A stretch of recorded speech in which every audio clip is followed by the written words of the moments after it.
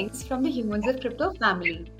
We're gaining our pace and moving ahead with our season 2 and can't wait to bring you interactions and accounts of some distinguished people who are constantly hustling and working to enhance and contribute to the Indian crypto landscape. Therefore, without much ado, let's dive right in.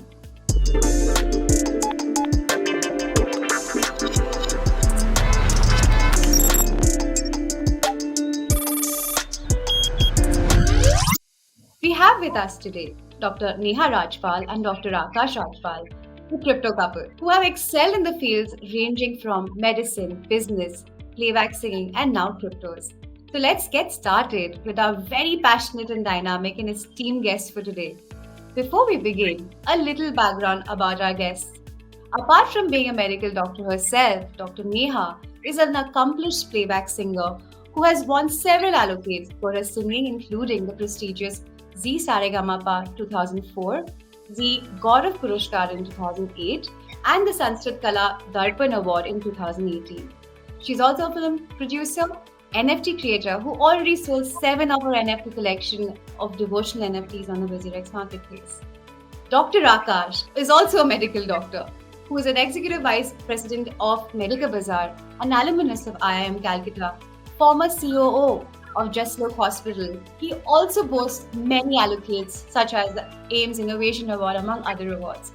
Thank you for being here with us, Dr. Rajpal and Mrs. Rajpal. So, how about you guys introducing yourself a little bit to the community? You have said so much about ourselves, and that's kind of you.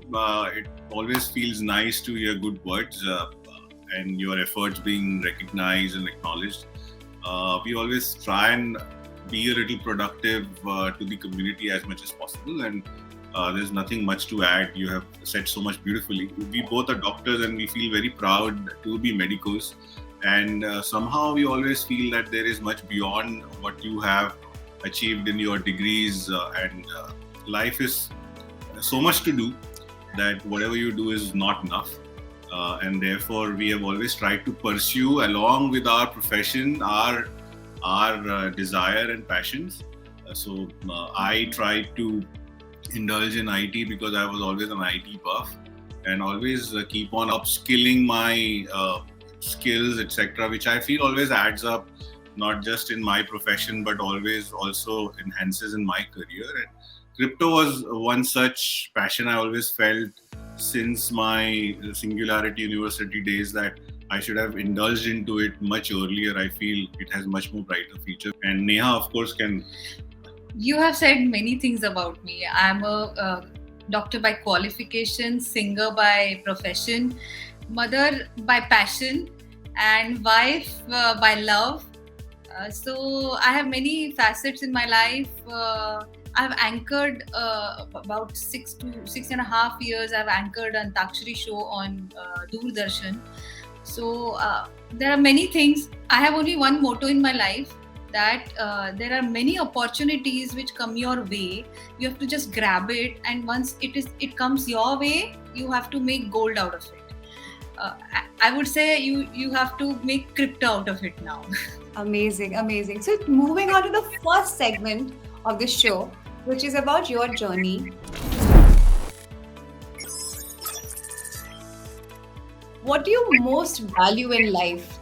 What is an exact value creation that you actually follow that philosophy to the T, and you want to instill that in whoever's around you? What is it that you value the most? I feel that we respect each other's boundaries and we respect each other's profession, and we look up to each other, and that is what we always feel when you have a child around.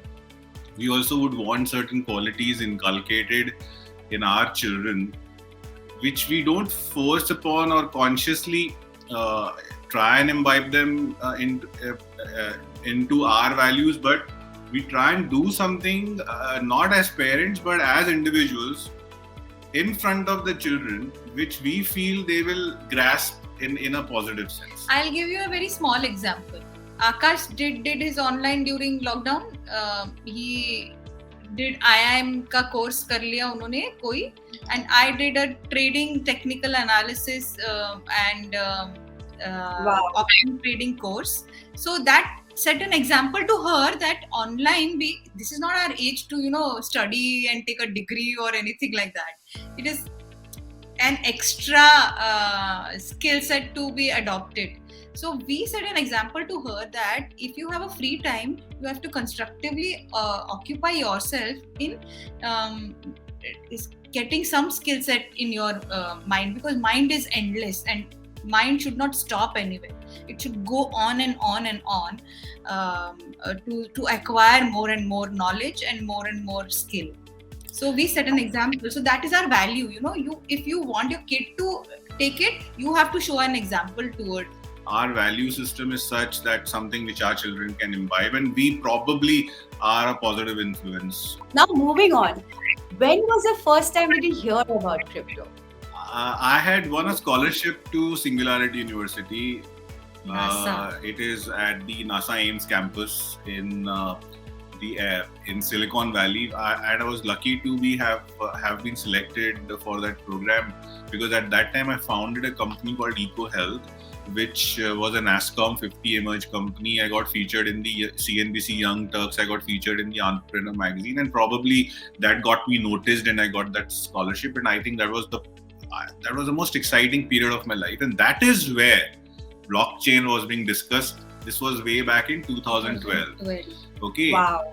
And that was the early days of Bitcoin, and at that time the Bitcoin was trading at around $1 or $2. I don't remember exactly, but we were not excited about the Bitcoin per se as value. We were very excited about the concept of blockchain, and that is why Bitcoin was made. The concept of blockchain was that the moment you add a certain information of transaction, and because it is peer-to-peer and distributed across the world on millions of computers sitting in homes, it is difficult or impossible to manipulate that particular transaction's ledger or that transaction's history. So, if everything is central and everything is controlled by a single entity, I can go back and change something in the back end, right? Here, I can't change anything. If the transaction has been logged and if it is ledgered, and it is not just sitting on one computer, the copy of that transaction is sitting on millions of computers, which is not controlled by any government entity but people like you and me. And obviously I will do it for some reward, and that reward was mining, where I will get some bitcoins to add to that ledger. Okay. It was very exciting, and we were really crazy about discussing that, because over a period of time the application of such blockchain is immense. Whether it is, for example, it can take care of fraudulent pharmaceutical or say pirated pharmaceutical products. Because, for example, if tomorrow the government mandates that whenever you're buying medicine, there's a QR code in that, for example, and you scan that strip, that ledger, if goes into blockchain, that strip now can't be reused again. Now it can't be reused again, because that QR code or that strips or that medicine's data now is fed into blockchain. Okay, so these were immense ideas. Absolutely, that's so well summarized, and I would really like to know, while we talk about the potentials for the audience, to understand what do you think are the challenges in terms of that exist in this space. So I think the biggest challenge is lack of awareness. No matter for all the good things which entities like WazirX do and various other crypto platforms do, that information is still not enough to reach to the entire population. Okay, a lot needs to be done. Lot innovatively has to be done. For example, many years back, mutual fund was in the same stage, and there were campaigns from the industry where the industry came together, and then they created something called as mutual fund Sahi. I think it is the time where the crypto platforms should stop doing things in silos. They should all come together and create something on that line, like mutual fund Sahi. You can have some innovative brand saying that crypto Sahi hai or whatever. I don't know, but they have to come together as an industry. Correct. So I think there are very important points that you mentioned. First of all, is solidarity is important as an industry to kind of ensure that you keep your vision and your goal in mind and work towards it, so that the outcome of the entire situation also can be, recovered, and we can expedite things. So now we move on to the segment 2, which is a tech talk. When you decided from traditional investments, you wanted to shift and diversify your investment portfolio to adding crypto to your asset. Why do you think that you did that? I think the number one reason was that I felt that the technology or the blockchain concept has a huge merit and has a huge future. I see certain things when it comes to technology probably faster than other people in terms of potential. And I knew that the work, whether it is proof of concept or proof of stake, there may be so many other things which is in the work, will only grow. That was one of the reasons. Plus, it is always prudent financially to find some relatively good hedges. So if you notice, worldwide, people who earn money and can spare and save certain portion of that money, okay, after paying taxes. There are some people who don't need to even pay taxes, okay. Women are at the biggest advantage of that because they have a better tax preference, tax slabs and all those things. I feel the industry should come together and target women because they have much more money to spare, especially the working population. They are at a better tax advantage. So all said and done, it is always taught to us, and we know and we have learned from our parents also, that whenever you earn money, you should try and divide that into 3 or 4 different aspects of investments. When the Indian crypto platform started coming in, it was much easier to invest in cryptos. That a lot of Indians started investing in crypto. You have been investing since very long. Yes, I have been investing since a long time, but I started investing formally only when the Indian crypto platform came in. I mean, that is something that I wanted to check in with you also, Neha. You just mentioned it right now that you started investing during the lockdown, and I have a similar story too. So, how has your journey been? Thing is, as an Indian woman, no, we are, I think, right from our domestic help to a very professional lady, we have this in our DNA. That अगर आपको 10 रुपए मिल रहे हैं ना, तो उसमें से 2 रुपए खर्च करने हैं और बाकी 8 रुपए 4-5 जगहों पे डालने हैं, जिससे you will be secured. Security ये जो word है ना, and wealth creation ये word जो है from your savings, that is in our DNA, especially women. So, and COVID probably triggered that DNA very strongly in many women. Because many women had to be at home, who are professionals, had to be at home and create some savings, extra savings, because they were not working out and they had to work at home doubly because house chores bhi karne the. So somewhere that triggered ki in future you have to be very secure with whatever you have. And the only thing which was working during COVID time was essential services, that is medical services and essential services, and share market, stock market, which for many people was a shocking thing, because a person like me, I never looked at stock market before COVID, but then it triggered to me, in case I can't sing for next 1 year, what should I do? Okay, because everything was closed, there were no programs happening. Then I started recording things from home, and you won't believe, instead of recording one song, I was recording 10 songs. So, wow, because the reach increased a lot, and I flexibly adapted to the situation also. That no, whatever is coming my way, I have to accept it. That mental thing also working, no? कि जो आ रहा है उसको करना चाहिए. You shouldn't say no to that thing. And that all boils down to the security DNA in women. So I think women, if given a power of knowledge and adapt and disruption, they change like anything, and they can change the whole world, I feel. So I took that advantage because Neha learned professionally about how to read the technical charts and all those things.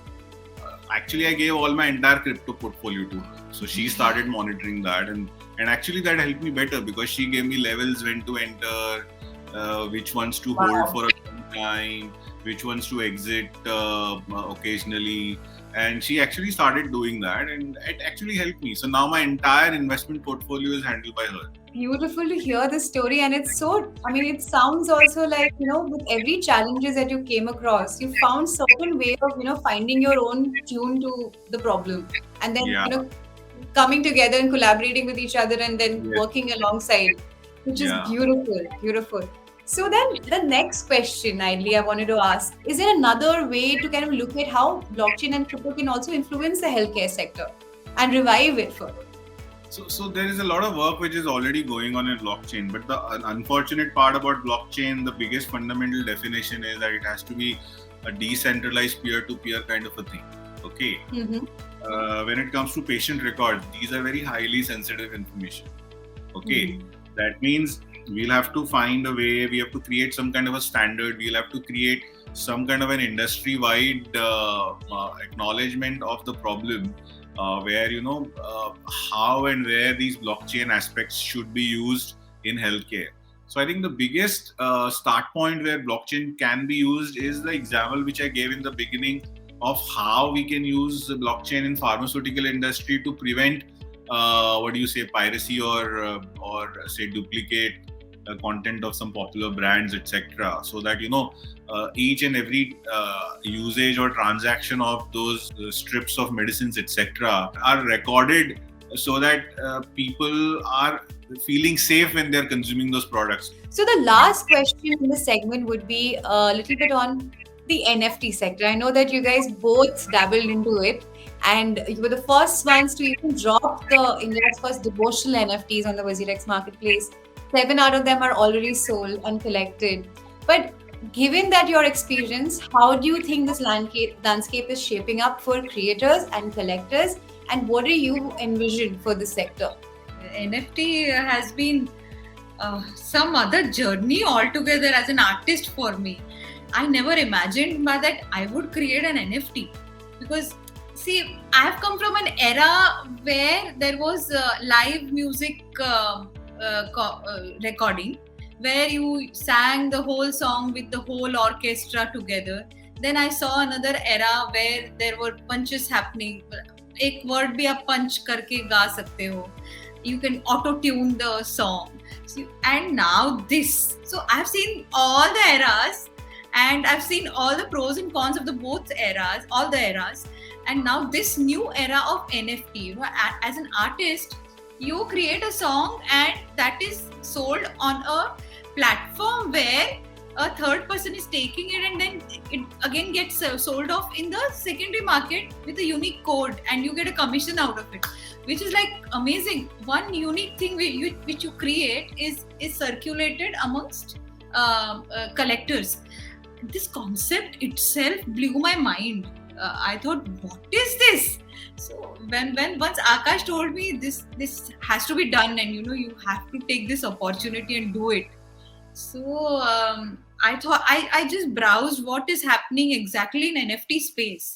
So there was nothing to do with spirituality or devotional. India being such a vast country, we say 33 कोटि भगवान है हमारे पूरे देश में, and there is not a single NFT of any single god. So I thought that space has not been yet explored on NFT space. So that genre is a closer to my heart genre too, and I felt चलो संगीत सेवा भी हो जाएगी भगवान जी की, and it will be something new for NFT platform. So Shri Ganesha कर दिया उस पे, मैंने गणपति का सबसे पहले NFT ड्रॉप किया, and it got sold very fast. Yeah. Very quickly. Manish Mandhyan took it. So the idea of us coming on the NFT platform was not to earn money. It was to be part of that historic process. It was to be part of that historic process. Segment 3, the quick fix.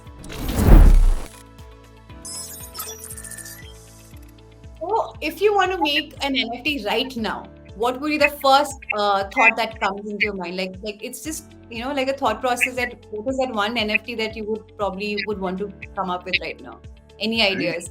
I think Shiva Creator, the destroyer and creator. It's something which we had in our mind since a long time, and I think that is something which we would want to create. नहीं मेरा अलग है. अच्छा. हाँ. February is coming. Romantic कुछ होना चाहिए. So, top tips to the people who are buying in market dips. Any tips? I personally feel you should only invest in those cryptos which are among the top 10 or 15 traded cryptos. Correct. Okay. You should not go beyond that, because those crypto coins will be relatively safer. The moment you go towards something which is not spoken about much, or you hear something on WhatsApp or some Twitter or some Telegram that you should buy this meme coin or that meme coin, or depend on what Elon Musk is saying, you will lose a lot of money there. You should only stick to the top 10 or 15 traded crypto coins, and for that you should strictly follow crypto coin indexes. There are a lot of good crypto coin indexes. You should follow that and use the top traded crypto coins.